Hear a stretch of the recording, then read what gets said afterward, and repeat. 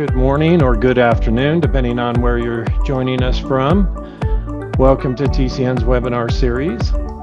The topic today, as you've probably seen, is how to capitalize on AI-powered agent allocation. We're going to talk about all the different ways that we can utilize AI to help in your allocation with automation, with augmentation, with reporting, etc. All right, let's dive into it. Today, we are highlighting in TCN's AI and how it's being utilized throughout the platform. Joining me are two fantastic presenters, Heather Jones, Workforce Management Subject Matter Expert here at TCN, and Dave Chase, Product and Engineer Manager at TCN. They each bring deep expertise, and more importantly, they're really good at explaining this stuff in a way that's easy to understand. Just at a quick glance, I'll take a moment just to go over kind of a high-level overview of some of the different ways that I'm seeing AI used successfully, and some of these topics we'll cover in later webinars. Heather will show you how workforce management can transform agent allocation, and decision-making. Dave will walk us through TCN's chatbot solution, flows, and how it supports agent augmentation and automation. And finally, we'll wrap up with any final questions.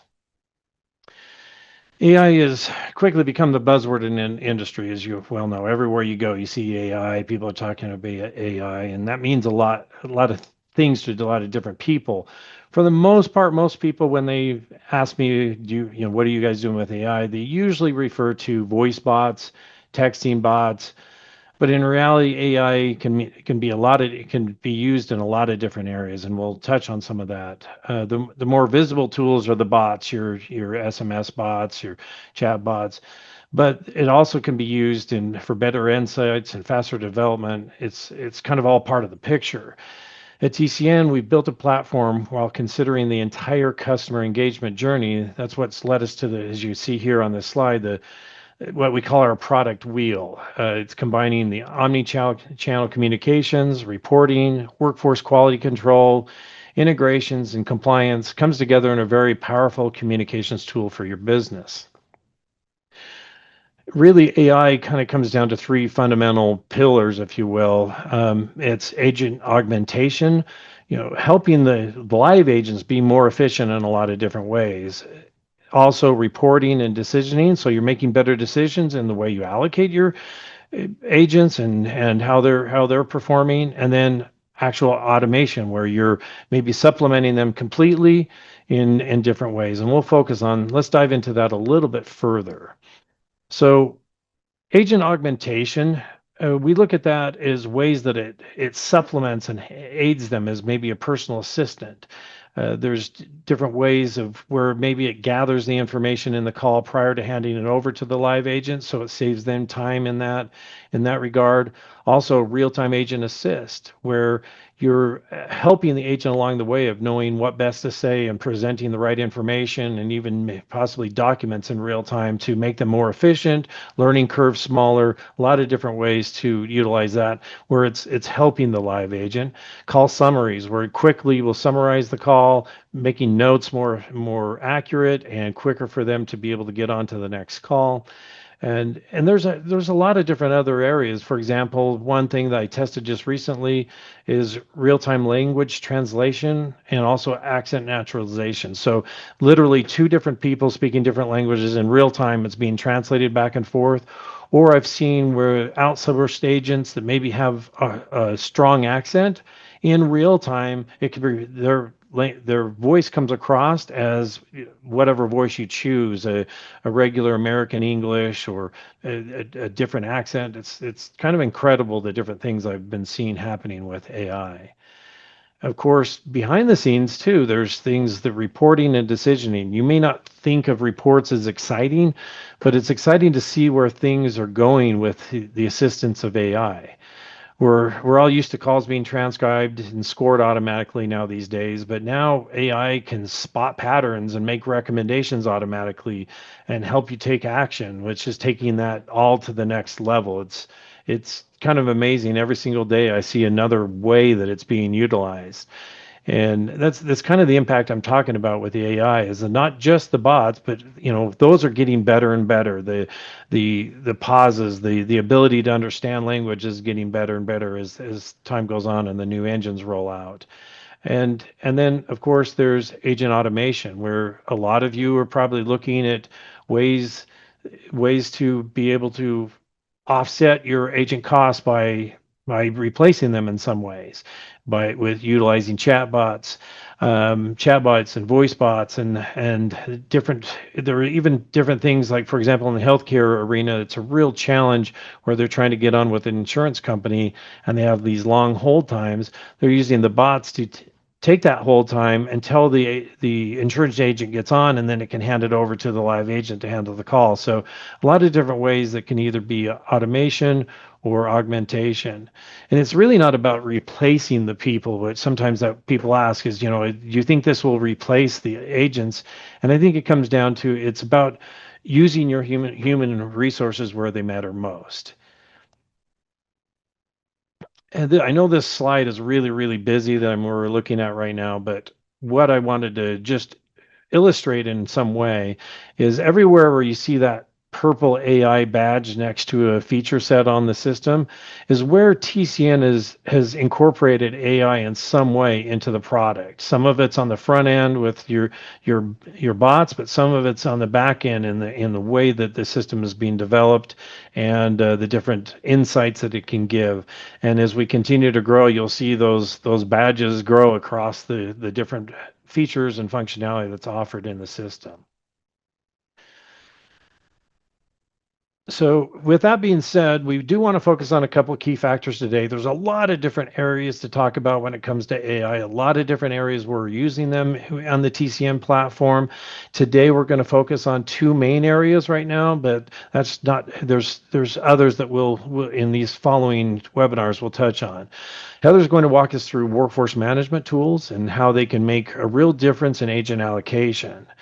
And we'll turn the time over to her and let her show you some of the great things that we're doing with workforce management.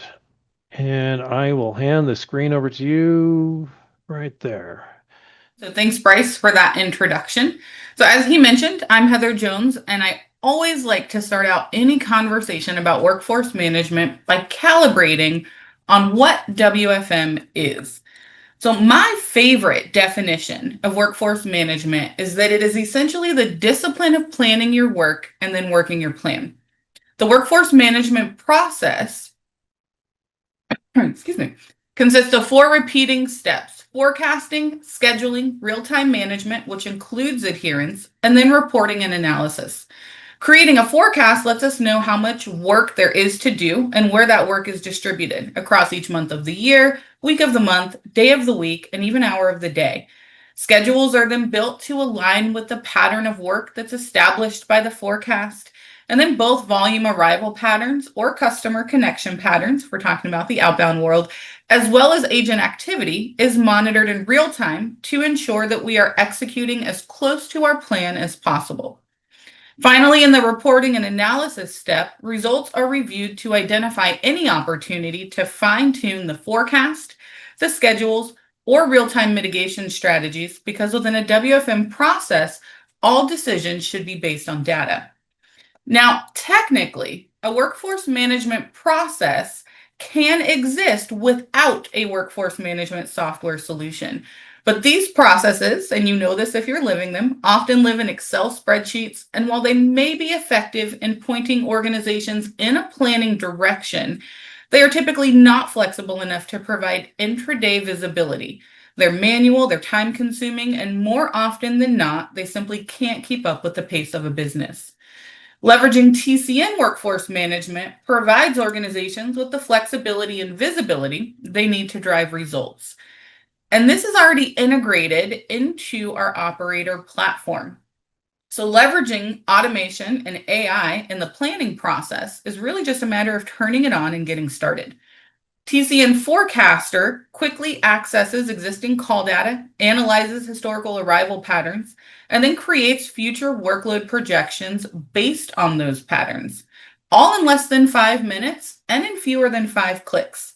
But while TCN Forecaster automates that forecasting process, we really harness the power of AI with TCN Scheduler as we combine that forecast with a coverage or service goal and create requirements and schedules that align with those forecasted patterns. TCN adherence allows users to view up to the minute comparisons of scheduled versus actual agent activity to ensure that schedules are being followed throughout the day. And for performance analysis, we leverage existing business intelligence or BI data to create actionable insights that aid in root cause analysis and future mitigation planning. And then last, but definitely not least, the agent portal allows agents to view their schedules as well as submit time off requests for managers to review. So as I mentioned, the automation provided by TCN WFM will significantly reduce the amount of time spent in spreadsheets. We're going to take a closer look in just a second here at how we're intelligently automating within the WFM tool, specifically the scheduler module, where we've implemented that advanced computational AI to enhance accuracy in requirement calculations. Now, as we see in the process graphic, as we've reviewed, scheduling is the second step in the WFM process. Before we get to that step, we first access and organize call data into skill profiles, which are the foundation of forecasting and scheduling in the tool. And while we can view and manage the historical data associated with those skill profiles, our profile forecasting model automates the analysis of those historical patterns in order to create future forecasts. Then, within our scheduling parameters, we define all possible agent states and activities that we would like to be able to add to schedules. And here we also configure a coverage or service level target. Now, in this case, our service level target is set to 9510, or set to answer 95% of calls within 10 seconds. Then within our scheduler module, we build out a scenario that mirrors the structure of an organization, and we'll configure some basic components like hours of operation and a shift template where we tell WFM what activities we want to add to the schedule, as well as what agents are available for scheduling via an agent route. And then we build schedules. And this is where the AI magic happens. Scheduler uses the configured service level objective that we just talked about and the forecast that we talked about earlier to calculate requirements, and then build schedules that align with those requirements. We can even choose to have scheduler auto generate agents. And what that means is it's going to create unassigned schedules so that if we're short staffed, we know exactly what schedules we need to fill, potentially hire new agents into in order to meet requirements and hit our goals. Now, when we click build, when we're building a draft of schedules here, okay, what we see is a screen that tells us that a schedule build is in progress. But behind the scenes, an algorithm is running. And that algorithm combines traditional Erlang formulas with powerful simulation technology. So we're not just calculating a requirement. We're not just doing the math. WFM is examining and applying historic call distribution patterns down to the intra-interval level. We're digging into where calls have historically arrived within an interval to determine not only where resources or our agent schedules need to be allocated, but also drive the placement of activities like our breaks and lunches throughout the day so that the scheduled start and stop times, as well as the scheduled times of activities, are placed as optimally as possible.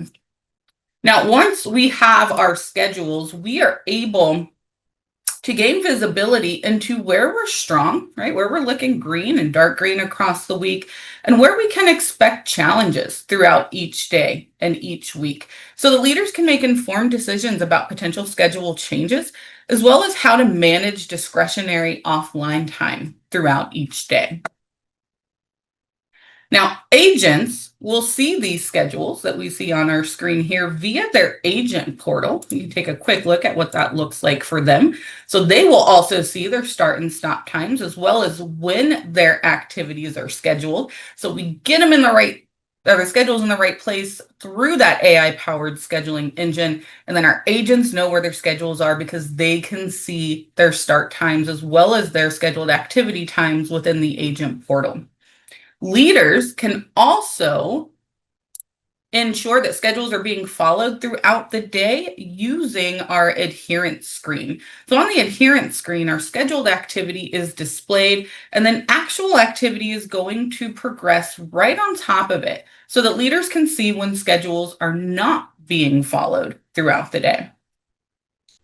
And just as a quick closing note, Bryce, wanted to mention that we can meet clients wherever they are in their WFM or planning journey. We understand that different organizations have different approaches to scheduling and that some are more flexible than others.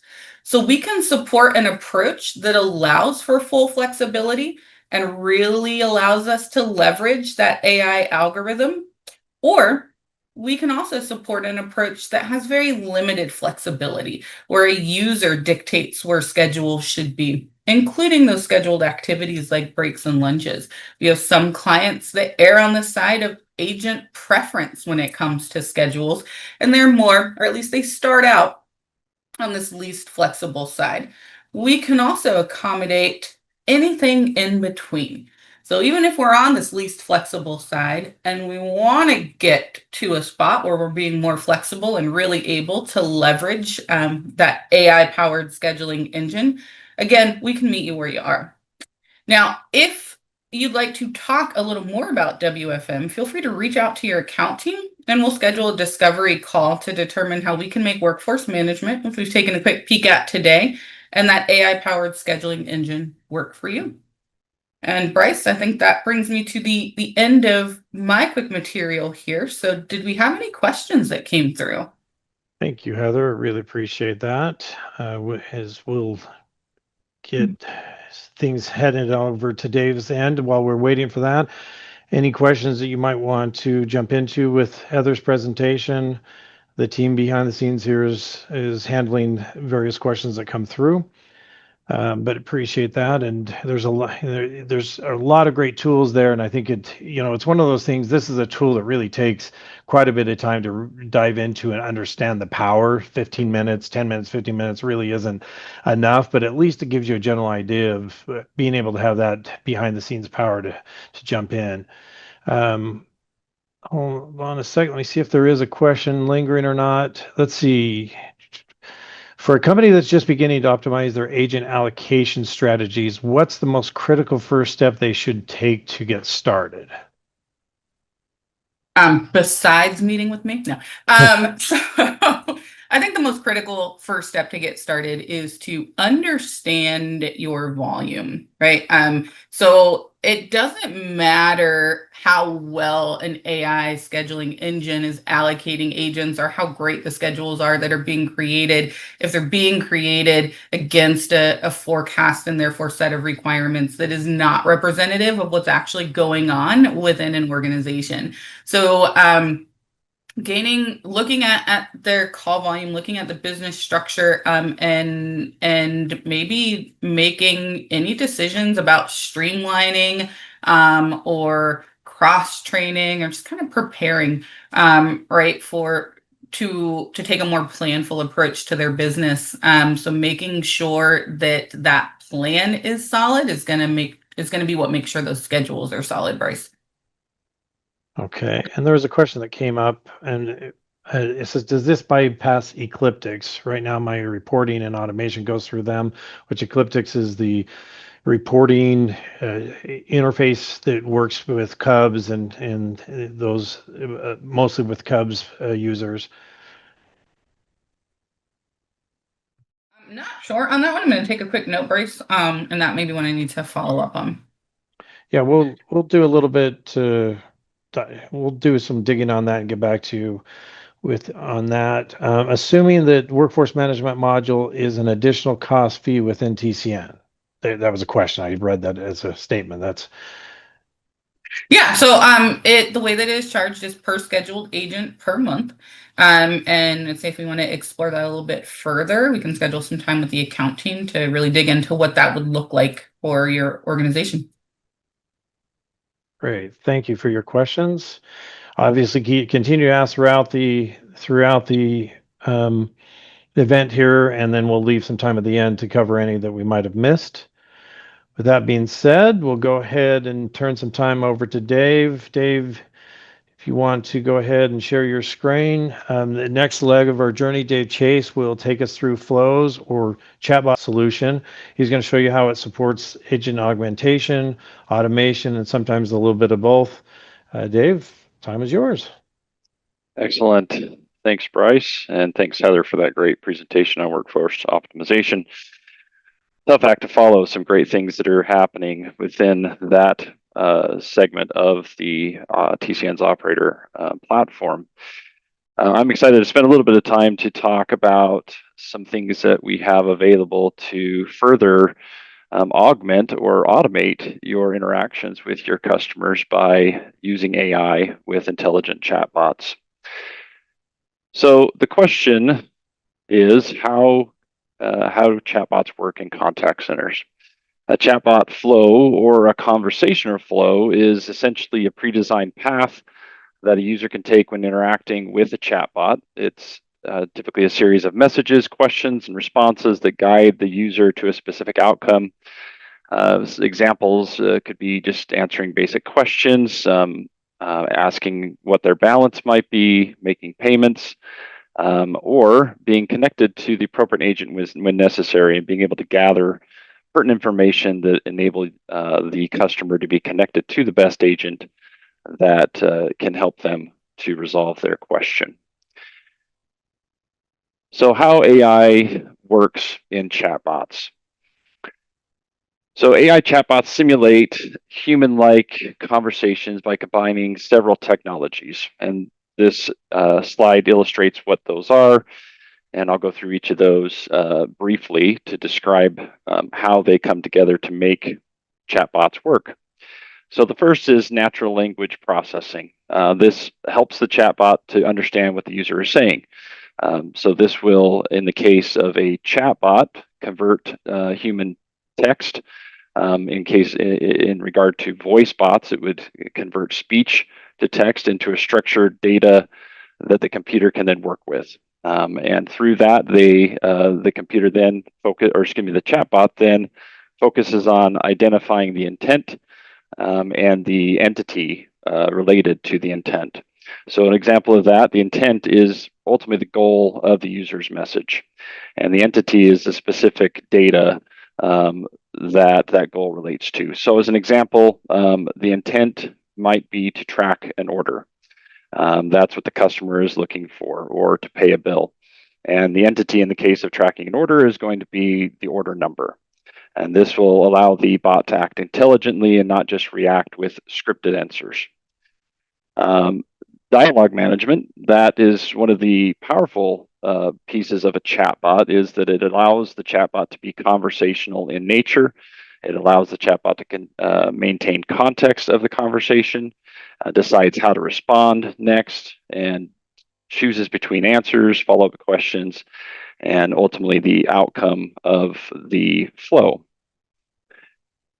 So then we have machine learning. Many of you, that's a buzzword. We hear about machine learning. This is what enables chatbots to learn from previous interactions, improve the accuracy and response and quality over time, and can also detect patterns and behaviors with customers that ask repeated questions and follow up, enable it to respond in a more intelligent way with further conversations.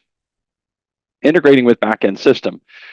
This is important to allow you to connect to a CRM, for example, or in our case with TCN, we are able to connect to our journey system to do lookups on customer information to identify those customers, verify their identities, and then provide answers to their questions, such as what an account balance might be, or in order to be able to make a payment on an account. And then response generation. There's really two main ways that AI chatbots respond. The first way is more of a scripted or rule-based response in a predefined way. And then there's also generative responses, and this is something you're likely familiar with if you've ever used ChatGPT, where it's going to use the deep learning LLM, such as GPT, to generate dynamic or natural sounding responses. So the benefits of using a chatbot flow. First, 24/7 availability. Obviously, chatbots can be available to handle customer inquiries around the clock, providing instant support even outside of your regular business hours. This improves customer satisfaction and can reduce the pressure on your human support teams. Along with that, you have instant responses. Customers no longer have to wait on hold for a long time or wait for an email reply. Chatbots provide immediate answers to common questions, leading to better overall customer service and experience. Scalability. A single chatbot can handle hundreds or even thousands of simultaneous conversations, and that's something that a human team just can never do at scale. So this ultimately allows your business to scale your customer support operations without a proportional increase in headcount. And along with that, obviously, there is a cost reduction by automating a significant portion of repetitive customer interactions. Businesses can handle high inquiry volume without more staff. And we find that there's a large percentage of inquiries or needs that the customers have that really truly can be handled by a chatbot. For example, what I'm going to show here in just a moment is inquiries about their account balance, and being able to pay their bill. That is something that a chatbot can handle very easily, and it's a repetitive kind of a low hanging fruit, if you will. We use that term sometimes, but it's a high value fruit. And that's something that a chatbot can handle and take that load off of your call center employees and automate those processes. So with that, we have improved efficiency and agent productivity. As chatbots are able to automate those repetitive tasks, it would free up your human agents to focus on more complex or high value issues that really require more of an empathetic and critical thinking approach. As much as we want to think that AI can be empathetic and can think critically, it's not always the case. So the human agent still comes in and plays an important role in that type of a conversation. Consistent and accurate information. As we mentioned, the chatbot is able to connect to a localized system of information relating to your company and to your customers, and therefore it helps to ensure that the customers are receiving similar and accurate information every time. It can help to eliminate human error and inconsistent answers, and also allows the personalization through use of already knowing your customer information, as I mentioned, through our incorporation with our LMS and journey system.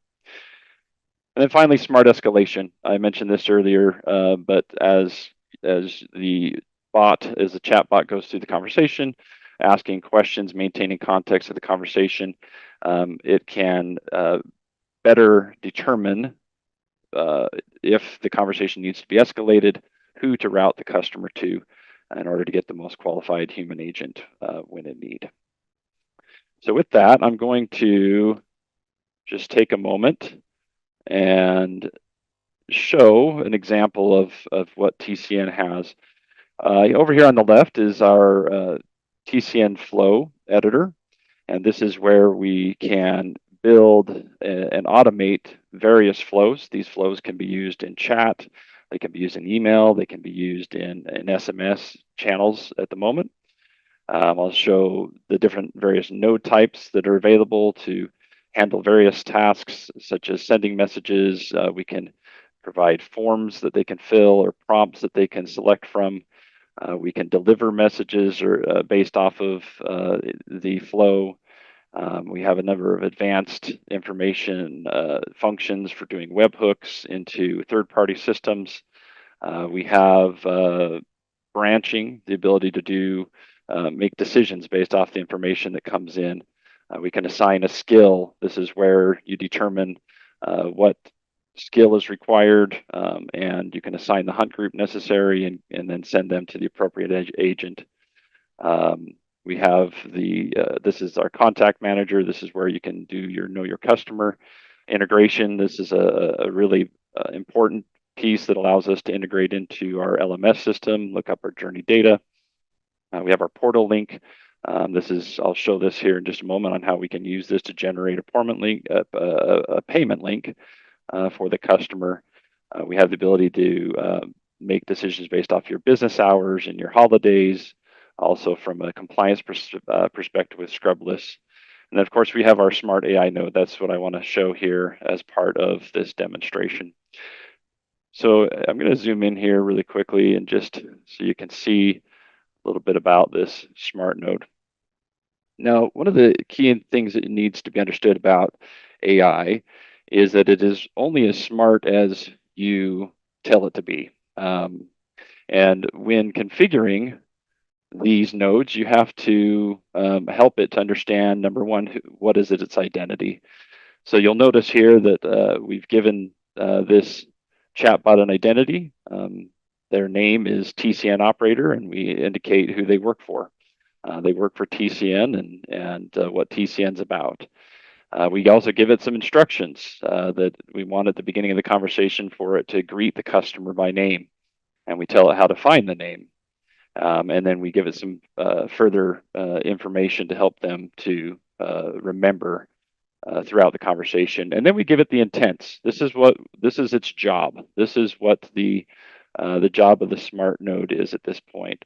Is it can help customers to make a payment, to check a balance, to request a statement, or to chat with a live agent.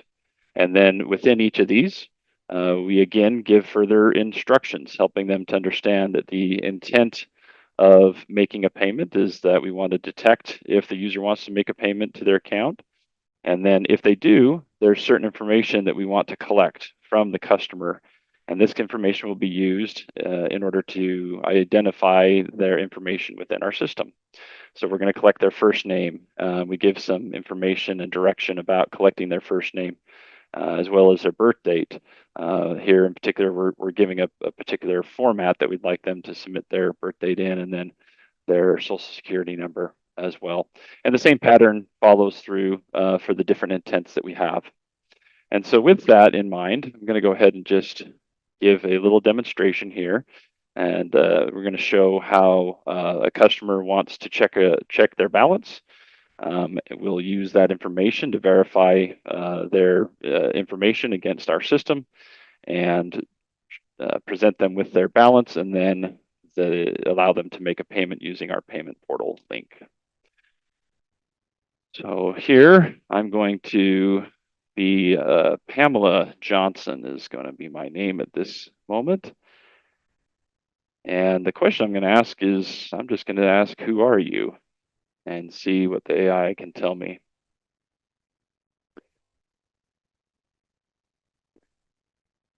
So we see here that the chatbot is able to respond with who they are as TCN operator and what their purpose is, that they're here to assist, and is able to say, Pamela Johnson, that's they know who you are. And so at this moment, I'm going to ask them, can you tell me if I owe you money? And so the power of a chatbot and utilizing AI is that rather than being scripted, where we are expecting very specific responses, I can ask the question of a balance in a way that the AI can determine that I am wanting to check my balance. So let's see what the AI ultimately comes back with that. So the AI recognizes I can help check your balance. To get started, could you please confirm your first name? So I've told the AI that I want them to confirm their name, even though we've already provided that, but just a way to be extra secure that we're going to say, okay, well, let me just do my first name is Pamela. And then I've asked it to confirm your last name. My last name is Johnson. And then again, is over here on the left, you can see I've got first name, I've got last name, and now I'm going to want to get the date of birth. And I asked for a specific format, which the chatbot asks me for, but I'm going to be a difficult customer, and I'm not going to do it in the format that they asked me for. Instead, I'm going to ask or give it to a more familiar format for me, February 27th, 1963, and let's see if the chatbot can make sense of that. Okay, well, let's proceed it on to the next portion, which is the last 4 digits of my social. So I'll put that in right now, which is going to be 631. Of course, all this information is just fictitious information in case anybody's wondering. So at this moment, I've given everything that the AI has asked for. It's now going, looking. It's able to determine that they found Pamela Johnson's information. They're able to display the current balance of $7,169, and now asks, "Is there anything else that we can do?" And I'm going to say that I'd like to make a payment.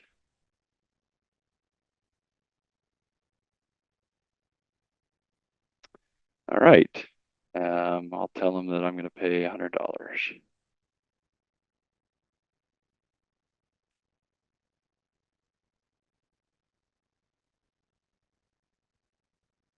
Sometimes it can take the AI just a minute to think. As long as it participates, there we go. So what it's done here is thank you. I can get you started on making a payment. Please follow this link to access the payment portal. And here's the payment portal link right here that I can click on that now. That it's generated for me. I can then enter my information.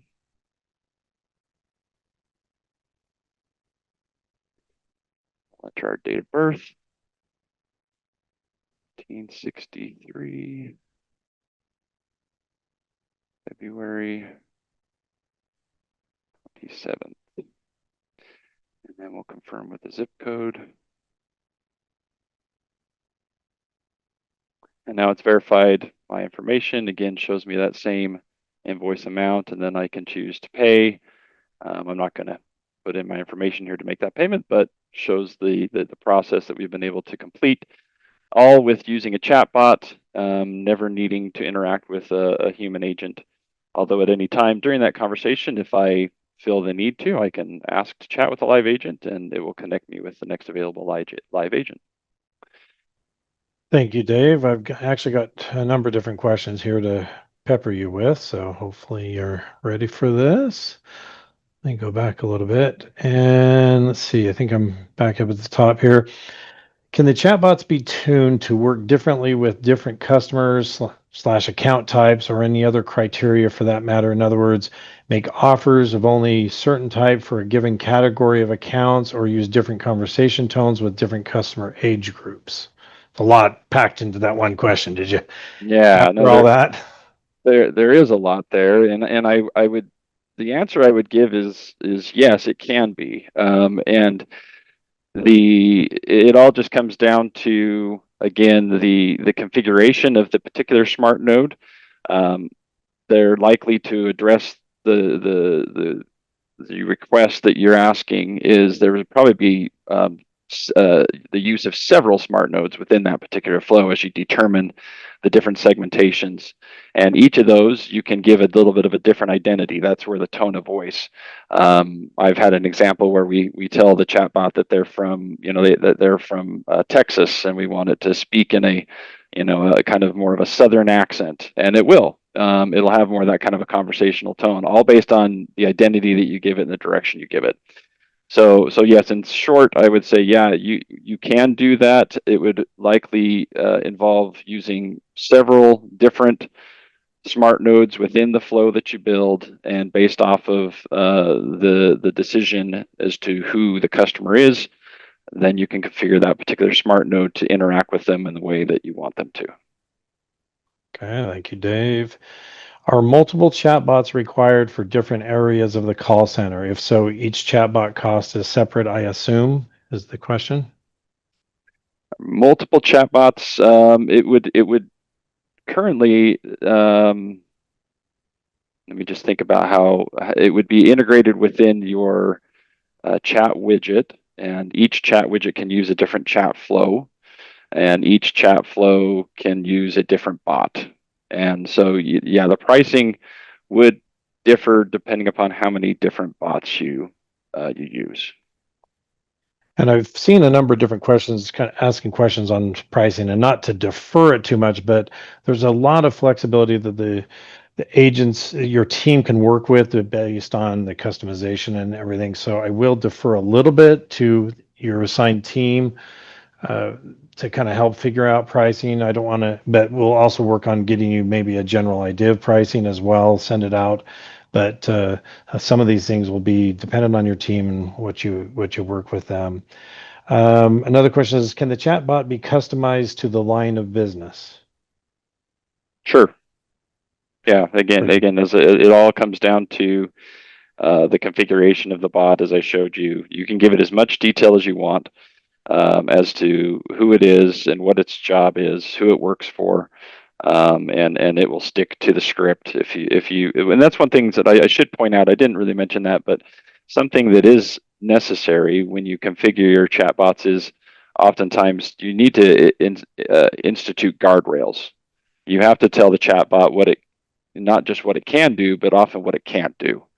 Um, for example, you would probably tell the chatbot like that you cannot close accounts. You just make it explicit that it understands that that's something it can't do. That's a guardrail that you would put into place as you configure those things for each line of business. Okay. Thank you, Dave. And if any of these questions, if you feel like you want more depth into the answers here, just shoot us more an email, or at the end, we'll make sure that we try to cover everything to the fullest extent that we can. Next question says, does using the chatbot require access to our system of record, or does it use the record I send to TCN for dialing? Currently, it's using the record that you send to TCN. That's the current implementation that we have. Okay. But ultimately, you could look into doing an integrate, pulling information from the system of record or something like that. It could be an option as well down the Yeah, road. and again, as I pointed out, I showed the overview of all the different nodes that are available in building a flow. We have a webhook node, and that could be used to reach out into your third-party system to bring information into the context of the flow to use as part of the flow. Next question says, in addition to the chat bot, do agents have the availability to take over, or can it transfer from bot to agent in real time? Which you touched on that a little bit earlier, but just to hit on that question directly. Yeah, so I guess if I think I heard the question correctly, saying, can an agent be monitoring a chat conversation and take it over? At the moment, in our current implementation, no, but that is something that we are looking at implementing in the future. But during the time, if any time the consumer or the debtor, what have you, wants to go to a live agent, they can Correct. exit and grab a live agent, and it'll Yep. automatically go into TCN's decisioning to decide what agent's available, or your flows from there. Yes, correct. Yeah, if I shared my screen again, one of the final intent in my smart node configuration was chat with the live agent, and so that's one of the things I tell the chatbot specifically. In particular, I tell it that if the agent if what the customer is asking for does not match any of the initial intents, or they ask specifically to be connected with an agent, then to do so. Okay. See, next question says, what would happen if you entered information that didn't match the original data you put in like the birth date? Then it's all about the configuration of your flow, because you're going to exit the at some point you're the smart bot or the chat bot is going to collect the information. It's going to go and do a journey lookup. It's going to use the integration node to check and see if it can find the information. If it doesn't find the information, then at that point you have a branch that can take you, and you could go back into the smart or the smart chat bot to say, hey, we couldn't find your information. Could you please clarify what your date of birth is, whatever those things are. Okay, great. Let's see. Next question. Does the portal accept Google Pay or Apple Pay, or would that depend on our payment processing vendor? Also, will the consumer be able to manually type their birth date, or do they have to scroll through with their date, month selections? So two different types of questions there. Great question. Yeah, and you're asking me about the payment portal. That application, I don't have oversight over that particular application. We're just using that as part of our flow. So I don't know the specific answers. So I'd have to get back to you on what payments are supported, and then as far as the current date picker, that's what's currently available. I don't know if they have plans to make it different at this point. And as far as integrations, we've got integrations to about 20 different payment processors. I don't know if we have Google Pay or Apple Pay set up right now, but it is something that's it can be integrated as one of the back-end vendors, if at all possible. Let's see, going back to this jumps back, Heather, I think this jumps back to you for a question. It says, going back to agent augmentation, since the agents can see their schedules, is it possible for agents to see if their coworkers are on pause or on a call? No, so agents will be able to see their own schedules. They will not see a schedule of a fellow agent, and they will not be able to see what the fellow agent's actual activity is, at least not at this point. So if that's something that's desired functionality, we could kind of take in the details of that use case and see if it's something we can add to our roadmap, Bryce, but right now, no. Okay, thank you. And then can you get the workforce management module as standalone without the TCN platform? Well, I'll go ahead. I'll let you answer that, but I know the answer to that, Heather. So technically we could. So we could ingest or import some call data. I would say that it would be a little more complex to manage, as your history won't be flowing in as it would if you had the call volume you were planning for on TCN. It is doable, right? Just we'd have to add in some extra steps into the process. So we could definitely explore that further if you'd like. Perfect. And don't hesitate to put in some more questions before we end. You said, and I was starting to mention, if there's any particular topics you feel like you want to make sure that we cover in any of these webinars, please hit us with any of your ideas or suggestions. We're trying to do kind of a quarterly touch on things as we lead into back to our live event in April. Last April was absolutely fantastic to be able to meet with people personally here in St. George. People were pleasantly surprised to find out how beautiful St. George really is and the wonderful resources that are available. We did some side-by-side riding. We did some climbing in the mountains. We did golfing and beautiful events. And so we were looking forward to our next event coming up in April. And so we'll be getting you information out on that and for, save the date information. So make sure that you're able to come. We had some great feedback from last time, and so we're looking forward to seeing everyone. I appreciate your questions and your attendance today, and we will continue to work to provide you the best available tools for your business, and let us know any way we can help you. And thank you for attending today.